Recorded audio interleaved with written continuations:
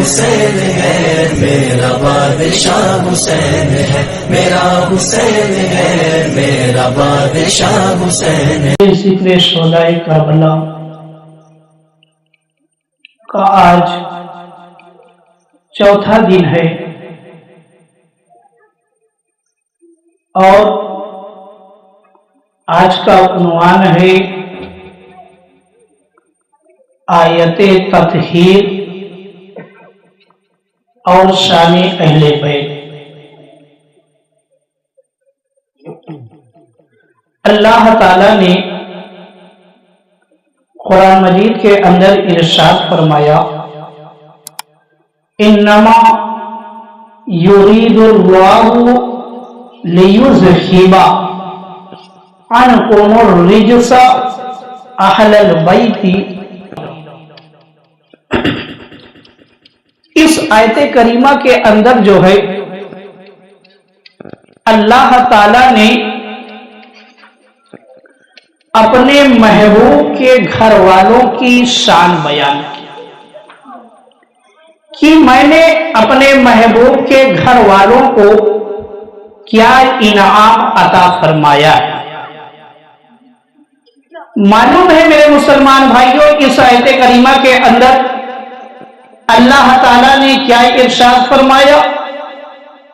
اللہ تعالیٰ نے ارشاد فرمایا اے نبی کے گھر والوں، اللہ تو یہی چاہتا ہے کہ تمہیں ہر طرح کی ناپاکی سے پاک کر کے خوب صاف ستھرا کر دے، ہر طرح کی ناپاکی سے پاک کر کے تمہیں خوب جو ہے صاف ستھرا کر دے۔ یعنی اللہ تعالیٰ یہ چاہتا ہے کہ میرے محبوب کے گھر والے جو ہے وہ ہر طرح کی آلودگی سے پاک رہے، ہر طرح کی آلودگی سے پاک و صاف رہے، تاکہ زمانے کا کوئی شخص بھی نبی کے گھر والوں پر جو ہے انگلی نہ اٹھا سکے۔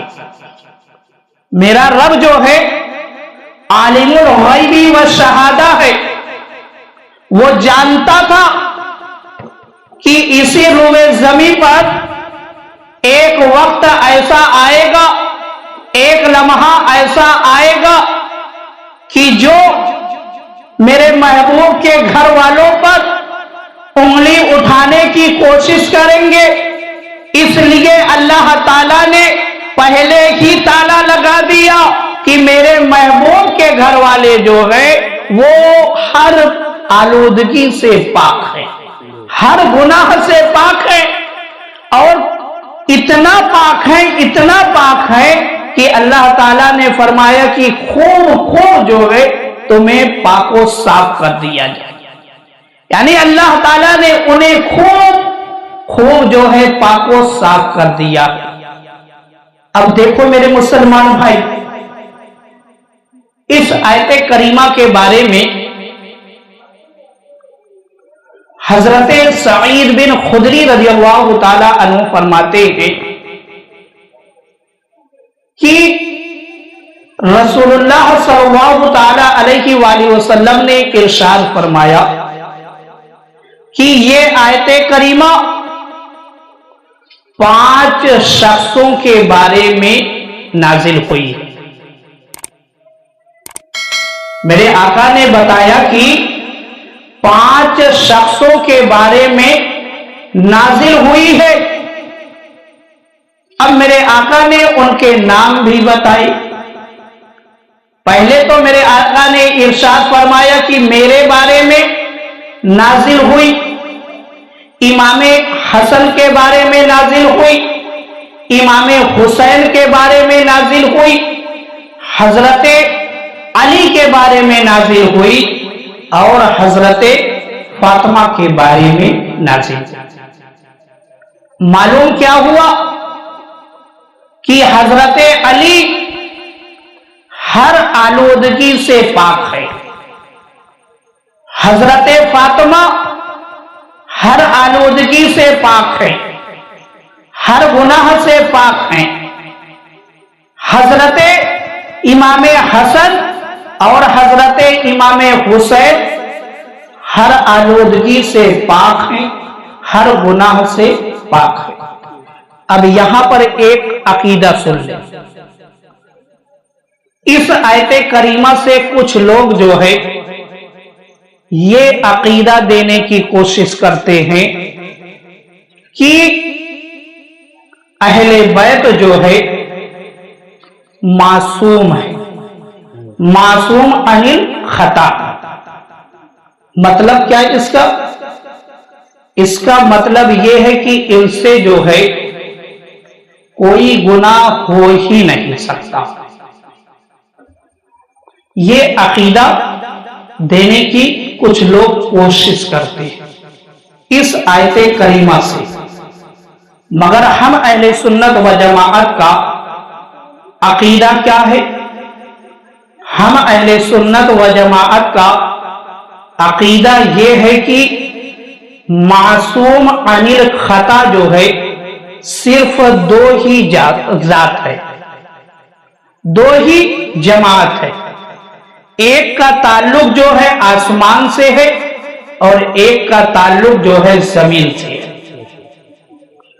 زمین والی جماعت انبیاء اکرام کی جماعت ہے اور آسمان والی جماعت جو ہے وہ فرشتوں کی جماعت ہے. ان دو کے علاوہ جو ہے کوئی بھی معصوم نہیں. اب وہ چاہے صحابہ اکرام کی جماعت ہو، چاہے اہل بیت کی جماعت ہو، چاہے اولیاء اکرام کی جماعت ہو، چاہے قطب کی جماعت ہو، چاہے ابدال کی جماعت ہو، کوئی بھی جو ہے معصوم ان دو کے علاوہ نہیں ہے. ہاں یہ لوگ جو ہے محفوظ عن الخطا ہیں، یعنی اللہ تعالیٰ ان کی حفاظت فرماتا ہے، ان سے گناہ نہیں ہوتے. ان سے گناہ ہو سکتے ہیں مگر اللہ تعالیٰ جو ہے ان کی حفاظت فرماتا ہے، اس لیے ان سے گناہ نہیں ہوتے. اور اگر بشری تقاضے کے مطابق گناہ ہو بھی گیا تو اللہ تعالیٰ جو ہے فوراً انہیں توبہ کی توفیق عطا فرما دیتا ہے. یہ فوراً جو ہے اللہ کی بارگاہ میں سچی توبہ کر لیتے، فوراً جو ہے سچی توبہ کر لیتے ہیں. یہ ہم اہل سنت و جماعت کا عقیدہ ہے کہ صرف دو ہی جماعت جو ہے معصوم ہے اور باقی جو انبیاء اکرام باقی جو ہے صحابہ اکرام اولیاء اکرام کی جو جماعت ہے وہ محفوظ عن الخطا. اب اور دیکھو میرے مسلمان بھائی، یہ آیت کریمہ جس کو آیت تطہیر کہتے ہیں، اس کے اندر جو ہے ایک لفظ آیا ہے رجس. اس کا مطلب کیا ہے؟ تو اس کا مطلب تفسیر کبیر کے اندر حضرت عبداللہ بن عباس کی روایت موجود ہے کہ حضرت عبداللہ بن عباس فرماتے ہیں کہ رجس جو ہے اس چیز کو کہا جاتا ہے جو عمل شیطان ہو، یعنی جو شیطان کا کام ہو. رجس آپ اور آگے بتاتے ہیں کہ رجس جو ہے اس چیز کو کہتے ہیں جو رضائے الہی کے خلاف ہو. شک کو بھی کہتے ہیں، گناہ کو بھی کہتے ہیں، برائی کو بھی کہتے ہیں. ان سب چیزوں کو جو ہے رجس کہا جاتا ہے. تو معلوم کیا ہوا کہ میرے آقا کے گھر والے جو ہے وہ شک سے بھی پاک ہیں، یعنی ان کے دل میں جو ہے دین اسلام کے لیے کوئی شک نہیں پیدا ہوتا، نہ اللہ کی ذات کے بارے میں ان کے دل میں کوئی شک پیدا ہوتا ہے نہ میرے آقا کے تعلق سے ان کے دل میں کوئی شک پیدا ہوتا ہے، وہ ہر شک سے پاک ہے، کیونکہ یہ وسوسہ شک جو ہے شیطانی کام ہے، شیطان جو ہے وسوسہ ڈالتا ہے، شک پیدا کرتا ہے، تو شیطان کا جو حملہ ہے وہ میرے آقا سرکار دو عالم صلی اللہ تعالی علیہ وآلہ وسلم کے گھر والوں پر نہیں چل پاتا ہے، کیونکہ اللہ تعالیٰ نے پہلے ہی انہیں جو ہے خوب پاک و صاف کر دیا ہے۔ اور یہ بھی معلوم ہوا کہ میرے آقا سرکار دو عالم صلی اللہ تعالی علیہ وآلہ وسلم کے گھر والے جو ہیں وہ کوئی ایسا کام کرتے ہی نہیں جو شریعت کے خلاف ہو، جو شریعت کے خلاف ہو وہ کوئی ایسا کام کرتے ہی نہیں، نہ گناہ والا کام کرتے ہیں نہ برائی والا کام کرتے ہیں، کیونکہ پہلے سے ہی اللہ تعالیٰ نے انہیں خوب جو ہے پاک و صاف کر دیا ہے۔ تو یہ اہل بیت جو میرے آقا سرکار دو عالم صلی اللہ تعالی علیہ وآلہ وسلم کے گھر والے ہیں، وہ ہر طریقے سے جو ہے ہر برائی سے پاک ہیں، اللہ تعالیٰ نے انہیں جو ہے شک سے بھی پاک کر دیا ہے اور گناہ والے کام سے بھی انہیں آزاد کر دیا ہے، یعنی یہ کبھی گناہ والا کام کر ہی نہیں سکتے۔ اور دیکھو میرے مسلمان بھائی، میرے آقا سرکار دو عالم صلی اللہ تعالی علیہ وآلہ وسلم کے نواسے حضرت امام حسین رضی اللہ تعالی عنہ کے صاحبزادے حضرت امام زین العابدین رضی اللہ تعالی عنہ، جب آپ کو قیدی بنا کر کوفہ لے جایا گیا، پھر کوفہ سے جو ہے ملک شام لے جایا گیا، اور ملک شام لے جانے کے بعد شام کی گلیوں میں جو ہے اہل بیت کو تماشا بنایا گیا، یعنی گھمایا گیا، سروں کو نیزے پر رکھ کر یزیدی لے کر چلتے تھے اور قیدیوں کو جو ہے اونٹ پر بٹھا کر قیدی بنا کر شام کی گلیوں میں بازاروں میں گھماتے تھے۔ تو جب امام زین العابدین کو شام کی گلیوں میں گھمایا جا رہا تھا تو ایک شخص جو ہے امام زین العابدین کے قریب آتا ہے، اور آنے کے بعد اس نے جو ہے امام زین العابدین کی شان میں، امام علی مقام کی شان میں گستاخیاں کرنی شروع کر دی اس نے۔ اب جب میرے امام نے سنا، امام زین العابدین نے سنا کہ یہ شخص جو ہے میرے والد کی شان میں گستاخی کر رہا ہے، میری شان میں گستاخی کر رہا ہے، اہل بیت کی شان میں گستاخی کر رہا ہے۔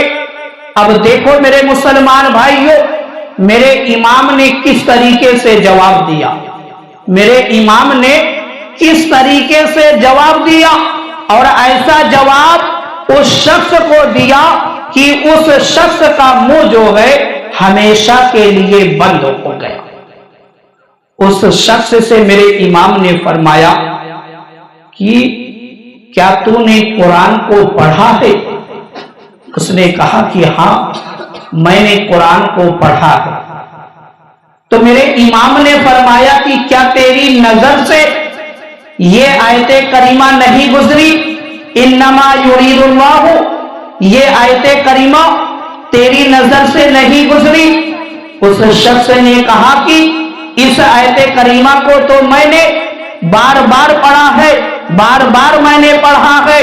اب دیکھو میرے مسلمان بھائیوں، میرے امام نے کہا کہ معلوم ہے کہ اس آیت کریمہ کا مصداق کون ہے؟ تو اس شخص نے کہا کہ نہیں مجھے نہیں معلوم۔ تو میرے امام نے فرمایا کہ اس آیت کریمہ کے مصداق جو ہے میرے والد ہیں، ہم لوگ ہیں۔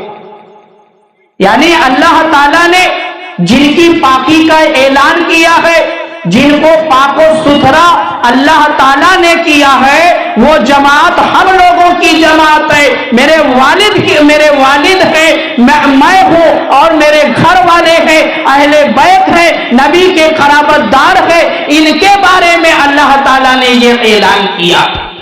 جب میرے امام نے یہ جواب دیا، وہ شخص جو ہے دنگ رہ جاتا ہے، وہ شخص دنگ رہ جاتا ہے، پریشان ہو جاتا ہے، کیونکہ اس سے پہلے اسے یہ معلوم ہی نہیں تھا کہ یہ جو قافلہ گلیوں میں گھمایا جا رہا ہے، بازاروں میں گھمایا جا رہا ہے، ان کا تعلق جو ہے نبی کے گھر سے، اس کو یہ معلوم نہیں تھا۔ مگر جب میرے امام نے قرآن کی آیت سے اپنی شان بیان کی، اس کو جو ہے آیت کی طرف متوجہ کیا، تو اس کو یہ احساس ہو گیا کہ یہ جماعت جو ہے بہت ہی اعلیٰ ہے، ان کا مقام جو ہے بہت ہی بلند ہے، اور اللہ نے یہ فرمایا ہے کہ ان سے گناہ نہیں ہو سکتے، ان کو جو ہے اللہ تعالیٰ نے تمام برائیوں سے پاک کر دیا ہے، تو یہ ہرگز جو ہے غلط نہیں ہو سکتے، یہ غلط نہیں ہو سکتے۔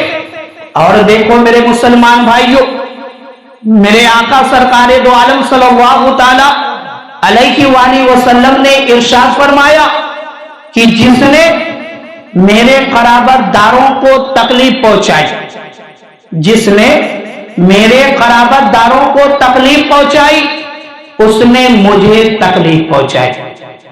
میرے آقا نے فرمایا کہ جس نے میرے گھر والوں کو تکلیف پہنچائی، اس نے مجھے تکلیف پہنچائی، یعنی جس نے حضرت علی کو تکلیف پہنچائی، اس نے میرے آقا کو تکلیف پہنچائی، جس نے امام حسن کو تکلیف پہنچائی، اس نے میرے آقا کو تکلیف پہنچائی، جس نے امام حسین کو تکلیف پہنچائی، اس نے میرے آقا کو تکلیف پہنچائی۔ اور میرے آقا فرماتے ہیں کہ جس نے مجھے تکلیف پہنچائی، اس نے رب کو جو ہے ناراض کیا، یعنی اس شخص سے اللہ تعالی ناراض ہو جاتا۔ کس سے؟ جو میرے آقا سرکار دو عالم صلی اللہ تعالی علیہ وآلہ وسلم کے قرابت داروں کو تکلیف پہنچاتا۔ اب سوچو میرے مسلمان بھائی، میرے آقا امام علی مقام کو کربلا کی سرزمین پر کتنی تکلیف پہنچائی، اس وقت میرے آقا کی کیا کیفیت ہوئی ہوگی؟ میرے آقا سرکار دو عالم صلی اللہ تعالی علیہ وآلہ وسلم کو کتنی تکلیف پہنچی ہو، کیونکہ میرے آقا نے واضح کر کے بتا دیا ہے کہ جس نے میرے قرابت داروں کو تکلیف پہنچائی، اس نے مجھے تکلیف پہنچائی۔ تو میرے مسلمان بھائیوں، کبھی بھی کوئی ایسا کام نہ کرنا کہ جس کی وجہ سے جو ہے میرے آقا کے قرابت داروں کو تکلیف پہنچے۔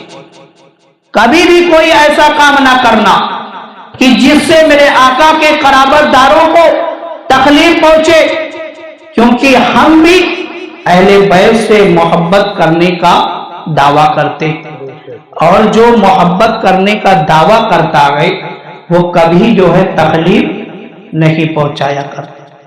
اب اس طریقے سے تو ہم نہیں تکلیف پہنچاتے، مگر عملی طریقے سے جو ہے ہم تکلیف پہنچاتے، عملی طریقے سے ہم تکلیف پہنچاتے ہیں۔ اور دیکھو کربلا کی سرزمین ہے، کربلا کی سرزمین ہے، میرے آقا امام علی مقام اپنی بہن حضرت زینب سے فرما رہے ہیں کہ اے بہن، کچھ بھی ہو جائے، قافلہ لٹ جائے، خیمہ لوٹ لیا جائے، بچوں کو شہید کر دیا جائے، کچھ بھی ہو جائے، مگر صبر کے دامن کو نہ چھوڑنا۔ یہ میرے آقا امام علی مقام اپنی بہن حضرت زینب سے فرما رہے کہ کچھ بھی ہو جائے مگر صبر کے دامن کو نہ چھوڑنا۔ کیونکہ صبر کرنے والوں کے ساتھ اللہ ہے، صبر کرنے والوں کے ساتھ اللہ ہے، اور غم کرنے والوں کے ساتھ اللہ نہیں ہے۔ غم کرنے والوں کے ساتھ اللہ نہیں ہے۔ میرے امام نے اپنی بہن حضرت زینب کو یہ وصیت کی کہ میری بہن کچھ بھی ہو جائے مگر صبر کے دامن کو نہیں چھوڑنا۔ تو معلوم کیا ہوا کہ میرے امام کا ایک پیغام یہ بھی ہے، میرے امام کا ایک پیغام یہ بھی ہے کہ ہمارے سامنے جو ہے، ہمارے سامنے کیسا بھی معاملہ آ جائے مگر صبر کا دامن نہیں چھوڑنا چاہیے۔ ہم اور آپ آج کرتے کیا ہیں؟ تھوڑی سی تکلیف میں جو ہے ہم ناشکری کرنے لگتے ہیں، تھوڑی سی تکلیف ہم کو پہنچتی ہے ہم ناشکری کرنے لگتے ہیں، صبر کے دامن کو چھوڑ دیتے۔ میرے مسلمان بھائیوں، ایسا ہرگز نہ کرو، کیونکہ میرے امام کا جو پیغام ہے اسی میں کامیابی ہے۔ میرے امام کا جو پیغام ہے اسی کے اندر کامیابی ہے۔ اگر کامرانی حاصل کرنی ہے، کامیابی حاصل کرنی ہے تو امام کے پیغام کو جو ہے مضبوطی سے پکڑ لے اور اس پر عمل کرنا شروع کر دے۔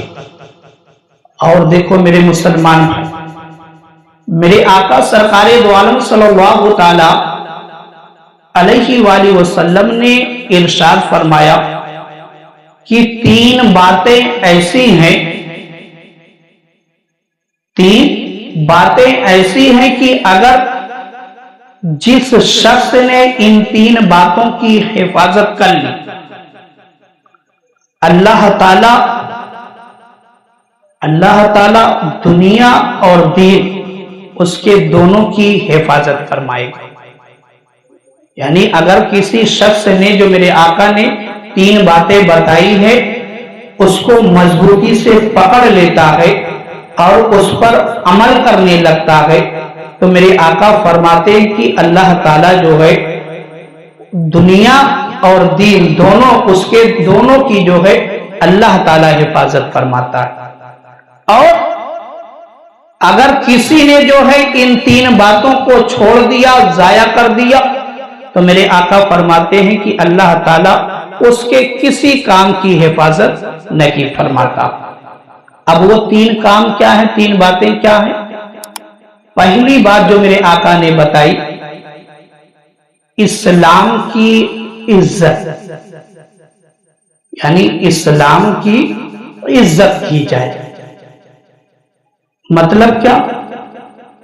جو اللہ تعالیٰ نے ہمیں دین اسلام عطا فرمایا ہے، دین اسلام عطا فرمایا ہے، اس پر جو ہے اللہ کا شکر ادا کیا جائے، اس پر اللہ کا شکر ادا کیا جائے۔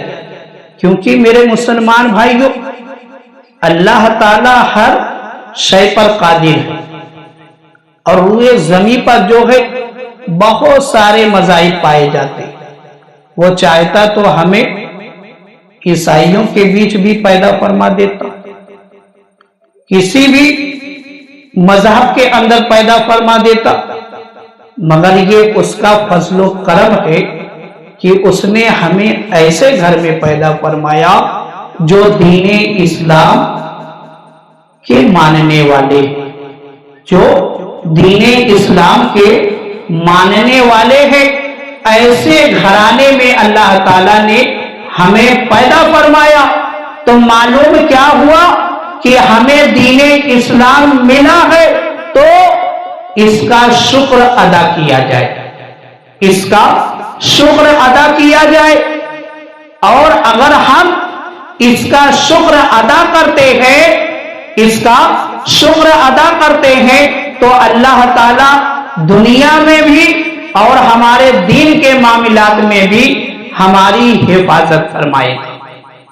دنیا کے معاملے میں جیسے کبھی کبھی ہمارے سامنے جو ہے ایسے معاملات آ جاتے ہیں کہ انسان جو ہے بہت زیادہ الجھ جاتا ہے، اب اگر اللہ حفاظت نہ فرمائے تو وہ انسان جو ہے بہک بھی سکتا ہے، یعنی گمراہ ہو سکتا ہے۔ تو جب اللہ نے ہمیں دین اسلام عطا فرما دیا تو اس کا شکر ادا کرتے رہنا چاہیے۔ اور دوسری بات جو میرے آقا نے بتائی وہ یہ کہ میری عزت، یعنی سرکار دو عالم صلی اللہ تعالی علیہ وآلہ وسلم کی عزت کی جائے، تعظیم کی جائے۔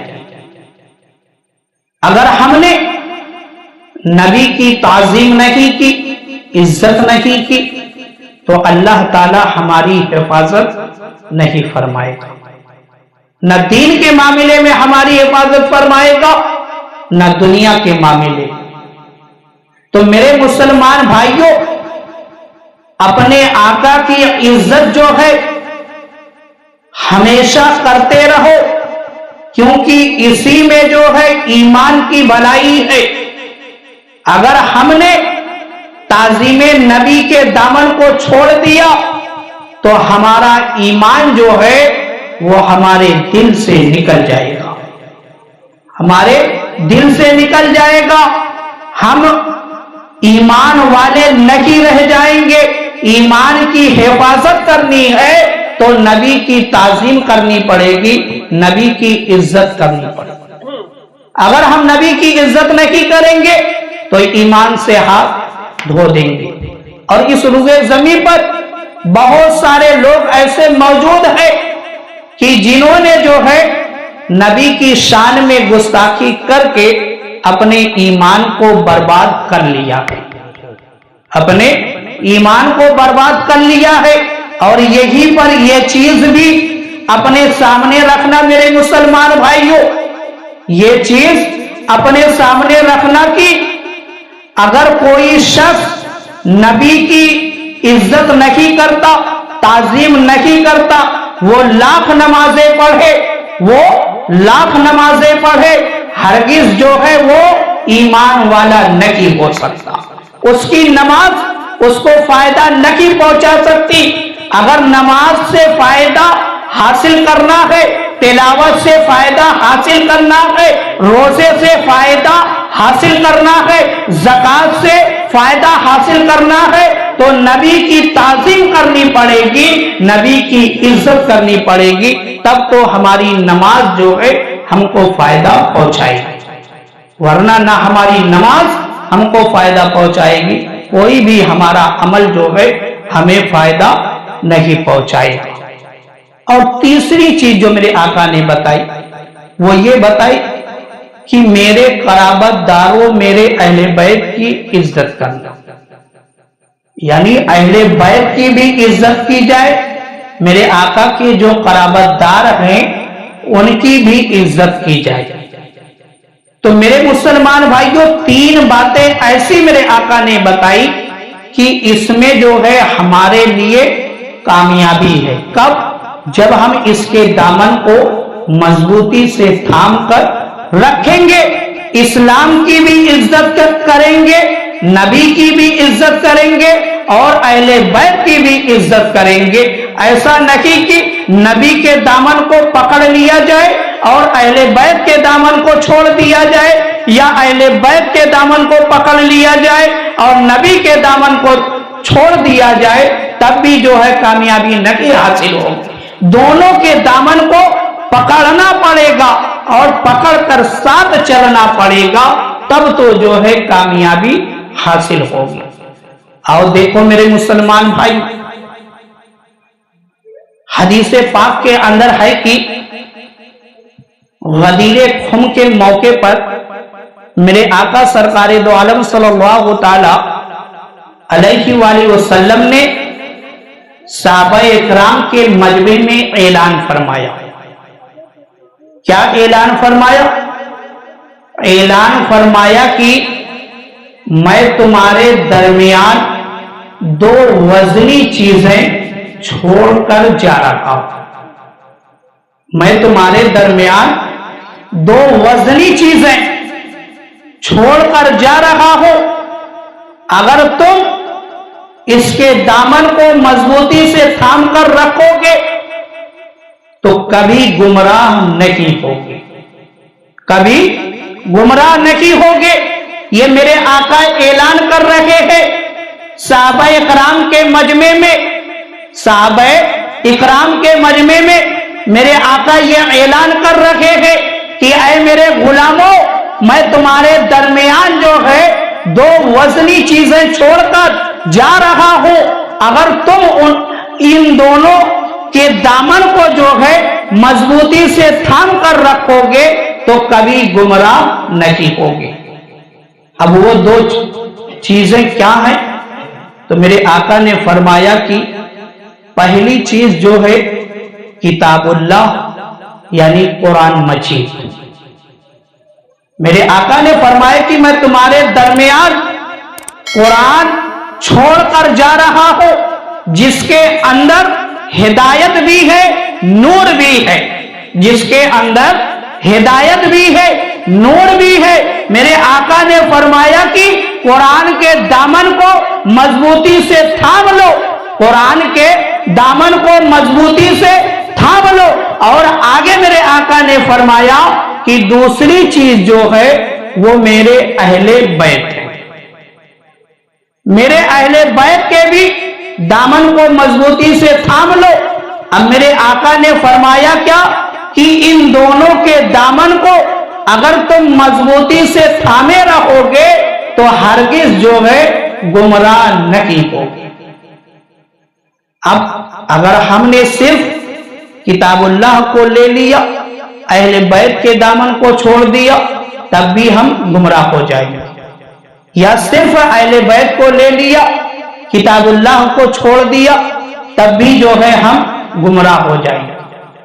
کیونکہ قرآن کی تفسیر اہل بیت ہے، قرآن کو سمجھنا ہے تو اہل بیت کی سیرت کو پڑھنا پڑے گا، تعلیمات اہل بیت کو پڑھنا پڑے گا۔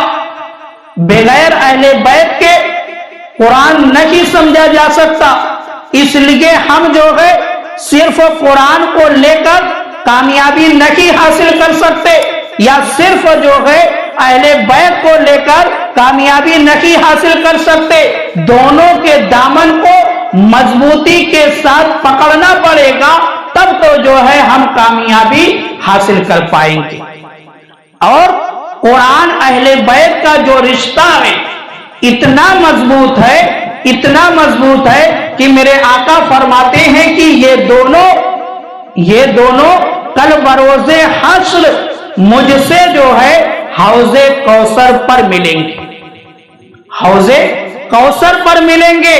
اتنا مضبوط رشتہ ہے قرآن کا اور اہل بیت کا، قرآن کا اور اہل بیت کا، کہ میرے آقا نے بتا دیا کہ کل بروز حشر کے میدان میں حوض کوثر پر یہ دونوں آ کر مجھ سے ملاقات کریں گے۔ تو معلوم کیا ہوا میرے مسلمان بھائیوں، اگر ہم نے قرآن کے دامن کو اور اہل بیت کے دامن کو تھام کر اپنی زندگی گزارتے رہے تو کل بروز حشر جو ہے ان کے پیچھے پیچھے ہم بھی جو ہے حوض کوثر پر پہنچ جائیں گے، اور جب حوض کوثر پر ہم پہنچ جائیں گے تو میرے آقا کے دست مبارک سے جام کوثر بھی مل جائے گا، جام کوثر مل جائے گا۔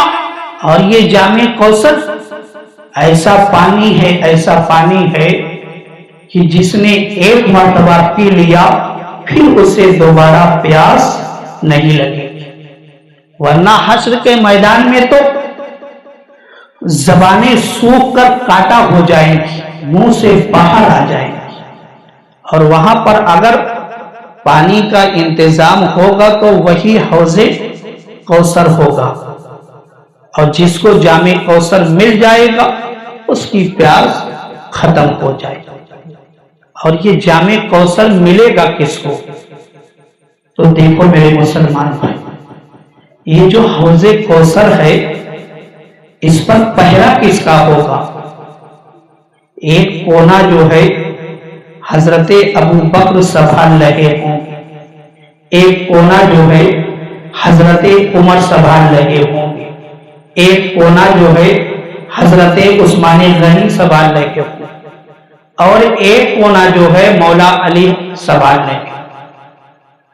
اب یہ جامع کوثر اسی کو ملے گا جس کے سینے میں چاروں کی محبت ہوگی، جس کے سینے میں چاروں کی محبت ہوگی۔ اب جیسے سمجھنے کے لیے میں آپ کو بتاؤں کہ ایک شخص صرف دنیا کے اندر حضرت علی سے محبت کرتا تھا، اور تینوں جو صحابہ کرام ہیں، خلفائے ثلاثہ ہیں، ان سے محبت نہیں کرتا تھا، ان کی شان میں گستاخی کرتا تھا۔ تو جب یہ شخص جو ہے حوض کوثر پر جائے گا اور حضرت علی سے کہے گا کہ دنیا کے اندر میں آپ سے محبت کرتا تھا، آپ مجھے جامع کوثر جو ہے پلا دے، کوثر سے پانی، حوض کوثر سے پانی مجھے پلا دے، تو معلوم ہے میرے مسلمان بھائی، حضرت علی اسے ہرگز پانی نہیں دیں گے۔ کیوں نہیں دیں گے؟ حضرت علی کہیں گے کہ تو جو ہے میرے یاروں سے جو ہے بغض رکھتا تھا، میرے یاروں سے بغض رکھتا تھا، دشمنی رکھتا تھا، میں اسی کو پانی پلاؤں گا جو ابو بکر کی بھی محبت اپنے سینے میں رکھتا ہے، جو عمر کی محبت اپنے سینے میں رکھتا ہے، جو عثمان غنی کی محبت اپنے سینے میں رکھتا ہے، میں اسی کو جامع کوثر پلاؤں گا۔ میرے مسلمان بھائیوں، ہم اہل سنت و جماعت ہے، بہت ہی خوش نصیب ہے کہ ہمارے سینے میں جو ہے خلفائے راشدین کی بھی محبت ہے، اہل بیت کی بھی محبت ہے، اور تمام صحابہ کرام کی بھی محبت ہے۔ اور دیکھو میرے مسلمان بھائی، میرے آقا سرکار دو عالم صلی اللہ تعالی علیہ وآلہ وسلم نے کیا فرمایا کہ جو ان دونوں کے دامن کو تھام کر رکھے گا وہ ہرگز گمراہ نہیں ہوگا۔ اب آپ تاریخ کو اٹھا کر دیکھیں کہ روئے زمین پر جو بھی گمراہ ہوئے ہیں وہ یا تو قرآن کے دامن کو چھوڑنے کی وجہ سے گمراہ ہوئے ہیں، یا تو اہل بیت کے دامن کو چھوڑنے کی وجہ سے گمراہ ہوئے۔ مگر جو ہمارے اسلاف، ہمارے بزرگان دین جو گزرے ہیں، جن کی سیرت ہمارے لیے آئیڈیل ہے، جب ان کی سیرت کو آپ پڑھیں گے تو آپ اس کر اٹھیں گے کہ کس طریقے سے ہمارے اسلاف نے اہل بیت کی عزت کی ہے، ان کے دامن کو کس طریقے سے تھام کر رکھا ہے۔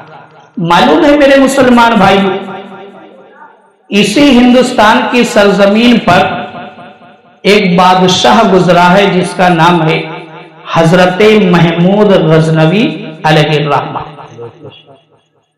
یہ بہت بڑے عاشق رسول تھے، اتنے بڑے عاشق رسول تھے کہ آپ کا ایک غلام تھا جس کا نام محمد تھا، محمد نام تھا اس کا۔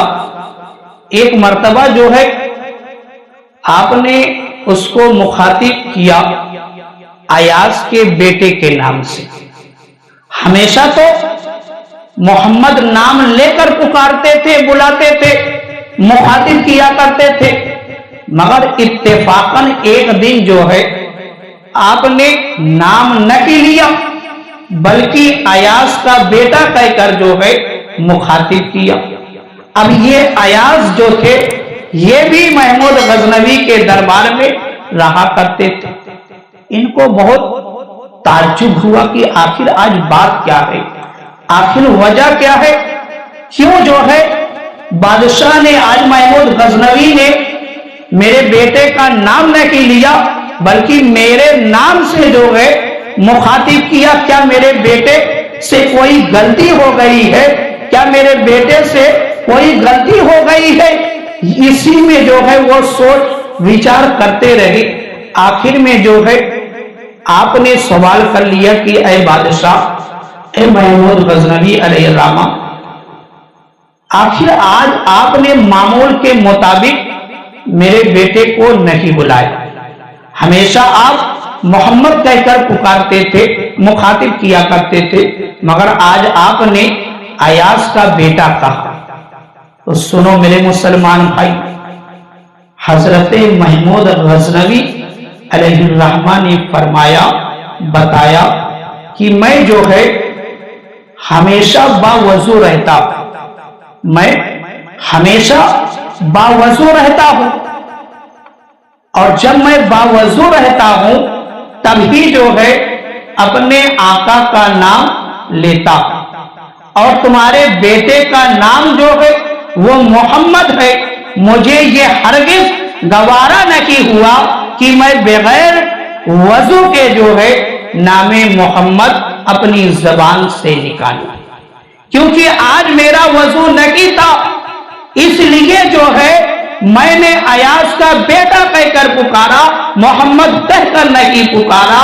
تو معلوم کیا ہوا میرے مسلمان بھائیوں، ہمارے اسلاف، ہمارے بزرگان دین، ہمارے بڑے جو تھے وہ ہمیشہ جو ہے ہمارے آقا کی عزت کیا کرتے تھے، یہاں تک کہ نام محمد کا بھی ادب کیا کرتے تھے، نام محمد کا بھی ادب کیا کرتے تھے، باوضو جو ہے نام محمد نہیں لیا کرتے۔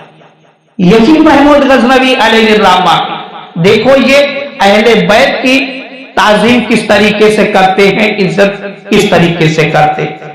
ایک مرتبہ جو ہے آپ نے اعلان کیا کہ اپنے دربار کے اندر آپ نے اعلان کیا کہ کیا کوئی ایسا شخص ہے جو مجھے حضرت خضر علیہ السلام سے ملاقات کروا دے۔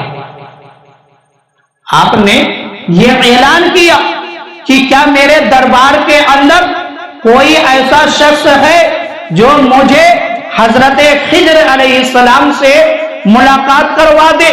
اب دربار کے اندر جو ہے سناٹا چھایا رہا، کوئی شخص جواب دینے کے لیے تیار نہیں ہوا، کسی نے یہ نہیں کہا کہ ہاں میں آپ سے جو ہے حضرت خضر علیہ السلام کی ملاقات کروا دوں گا، کسی نے یہ نہیں کہا۔ ایک غریب انسان جو ہے اسی دربار کے اندر موجود تھا، اس نے کہا کہ اے بادشاہ، میں آپ کی ملاقات کروا دوں گا، میں آپ کی ملاقات کروا دوں گا۔ اب حضرت محمود غزنوی نے کہا کہ کب کرواؤ گی؟ تو اس نے کہا کہ مجھے جو ہے 1 مہینے کی مہلت دی جائے اور مجھے جو ہے 1 مہینے کا خرچ دیا جائے، تب تو میں آپ کی ملاقات جو ہے کرواؤں گا۔ بادشاہ نے کہا ٹھیک ہے۔ حضرت محمود غزنوی نے کہا کہ ٹھیک ہے، آپ کو 1 مہینے کے اخراجات دیے جاتے ہیں، 1 مہینے کی مہلت دی جاتی ہے۔ اب 1 دن گزرا، 2 دن گزرا، اس طریقے سے پورا مہینہ جو ہے گزر گیا۔ اب پھر دربار لگا، حضرت محمود غزنوی علیہ الرحمہ کا دربار لگا اور اعلان ہوا کہ وہ شخص کہاں ہے جس نے ملاقات کرانے کا وعدہ کیا تھا، 1 مہینے کی مہلت لی تھی، وقت پورا ہو گیا ہے، وہ شخص کہاں ہے؟ وہ شخص ڈرتے ڈرتے جو ہے حضرت محمود غزنوی علیہ الرحمہ کے قریب آتا ہے اور آنے کے بعد کہتا ہے کہ اے بادشاہ، مجھے 1 مہینے کی اور مہلت دی جائے، مجھے 1 مہینے کی اور مہلت دی جائے اور 1 مہینے کے اور اخراجات دیے جائے، میں آپ کی ملاقات کروا دوں گا۔ اچھا، پھر جو ہے اس شخص کو 1 مہینے کی مہلت دے دی جاتی ہے۔ پھر 1 مہینہ گزر گیا، پھر دربار سجا، اعلان ہوا کہ وہ شخص کہاں ہے جس نے ملاقات کروانے کا وعدہ کیا تھا۔ وہ شخص آتا ہے اور کہتا ہے کہ اے بادشاہ، میں آپ کی ملاقات نہیں کروا سکتا، میرے بس کی بات نہیں ہے، میں کہا اور حضرت خضر علیہ السلام کہا، میں کیسے آپ کی ملاقات کروا دو۔ اب بادشاہ جلال میں آ گئے، حضرت محمود غزنوی جلال میں آ گئے، کیونکہ آپ نے اتنا لمبا زمانہ انتظار میں گزارا کہ مجھے حضرت خضر علیہ السلام سے ملاقات کرنی ہے۔ آپ اسی انتظار میں جو ہے اپنی زندگی کے ایام کو گزارتے رہے، مگر آخر میں جواب کیا ملا کہ میں آپ کی ملاقات نہیں کروا سکتا۔ اب میرے مسلمان بھائیوں دیکھو، جب حضرت محمود غزنوی علیہ الرحمہ نے سنا یہ کہ یہ شخص کہہ رہا ہے میں ملاقات نہیں کروا سکتا، تو آپ جلال میں آ گئے، اور جب آپ جلال میں آ گئے تو آپ نے جو ہے ایک فرمان جاری کر دیا اس کے قتل کا، مگر اسی دربار میں جو ہے ایک ضعیف انسان بیٹھا تھا، ایک ضعیف انسان بیٹھا ہوا تھا، اور یہ ایاز، حضرت ایاز یہ بھی دربار میں تھے۔ جب فرمان جاری ہوا تو آپ نے جو ہے سفارش میں کہا کہ اے بادشاہ، یہ غریب انسان ہے، اس کو چھوڑ دیا جائے، جو آپ نے اخراجات دیا تھا اس سے آپ کے خزانے میں کوئی کمی نہیں آ جائے گی۔ اگر آپ حضرت خضر علیہ السلام سے ملاقات کرنا ہی چاہتے ہیں تو میں آپ کی ملاقات کروا دیتا ہوں۔ حضرت ایاز نے یہ کہا تو بادشاہ خوش ہو گئے۔ بادشاہ نے کہا کہ آپ ملاقات کروائیں، تو حضرت ایاز نے کہا کہ وہ کنارے جو دور ایک ضعیف انسان بیٹھا ہوا ہے وہی حضرت خضر علیہ السلام، آپ ان سے ملاقات کر لیں۔ اب حضرت ایاز نے حضرت خضر علیہ السلام کے راز کو کھول دیا۔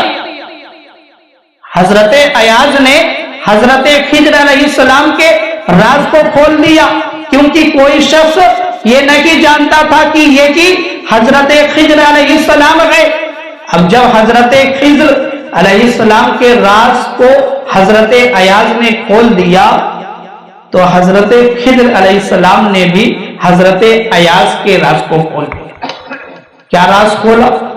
حضرت خضر علیہ السلام نے فرمایا کہ یہ جو دیکھنے میں ایک غلام نظر آ رہا ہے حقیقت میں جو ہے یہ آل نبی ہے، یہ سید زادہ ہے، یہ نبی کے گھرانے سے تعلق رکھنے والا ہے۔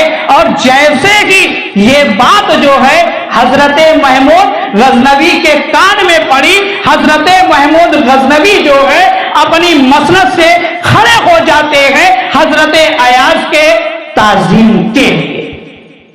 یہ ادب، اس کو ادب کہتے ہیں کہ جیسے کہ آپ نے سنا کہ حضرت ایاز جو ہے میرے نبی کے گھرانے سے تعلق رکھتے ہیں، بادشاہ نے یہ نہیں دیکھا کہ میرے وزراء یہاں پر موجود ہے اور یہاں پر ایک مجمع لگا ہوا ہے، آپ نے کسی کی بھی پرواہ نہیں کی، بلکہ آپ نے جو ہے فوراً تعظیم حضرت ایاز کی تھی۔